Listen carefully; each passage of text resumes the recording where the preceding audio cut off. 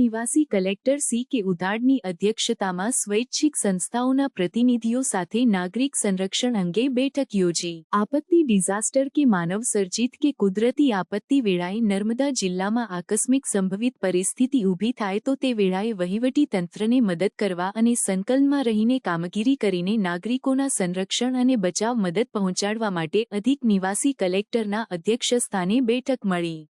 આ બેઠકમાં પાણી, આરોગ્ય, બાળકો, વૃદ્ધોને આકસ્મિક સંજોગોમાં સ્થળાંતર કે સલામત સ્થળે ખસેડવાની પરિસ્થિતિ ઊભી થાય તે વખતે ભોજન, પાણી અને આરોગ્ય, દવા, બ્લડ કે અન્ય બીજી જે કંઈ જરૂરિયાત જણાય તે બાબતે સ્વૈચ્છિક સંસ્થા અને વહીવટી તંત્ર અને ડિઝાસ્ટર ટીમ દ્વારા બચાવ, રાહત અને જાનમાલને નુકસાન ન થાય તે પ્રકારની કામગીરી કરવાની રહેશે.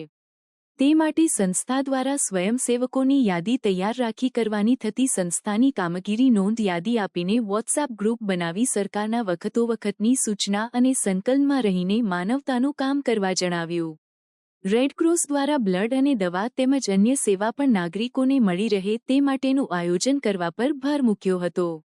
પશુપાલન માટે પણ મદદ માટેનો પ્લાન તૈયાર રાખવો, ફૂડ પેકેટ બનાવતી સંસ્થા અને ડિઝાસ્ટરની તાલીમ આપીને પણ સ્વયંસેવકોને સજ્જ કરી શકાય.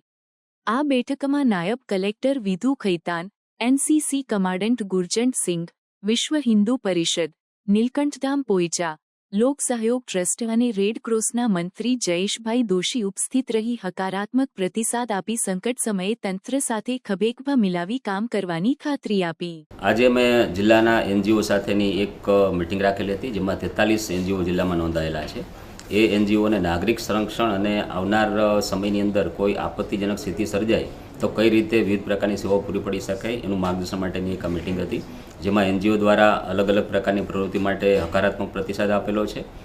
અલગ અલગ સ્થિતિની અંદર બ્લડ માટેની રિક્વાયરમેન્ટ હોય કે પછી આપત્તિજનક સમયમાં મેસેજ આપવાના હોય, લોકોના બચાવ માટેની કાર્યવાહી કરવાની હોય, લોકોને આવશ્યક સેવાઓ પૂરી પાડવાની હોય, પુરવઠો હોય, પાણી હોય, આ બધા માટે છે એ લોકો આવતા સમયની અંદર કેવી રીતે મદદરૂપ થઈ શકે એની માહિતી માટે આજે અમે મિટિંગ કરેલી હતી, જેમાં એ લોકોની ભવિષ્યમાં અમે ટ્રેનિંગ પણ રાખશું અને દરેક ગામ છે નાગરિક સંરક્ષણ દળ માટેનું એક લિસ્ટ તૈયાર થાય અને એ લોકો છે આમાં એક્ટિવ ઇન્વોલ્વ થાય એ ઉદ્દેશ સાથે આજની અમે મિટિંગ કરેલી હતી, જેમાં એનજીઓએ એકદમ સ્વૈચ્છિક રીતે ભાગ લઈ અને અમને પૂરા સહકારની ખાતરી આપેલી છે.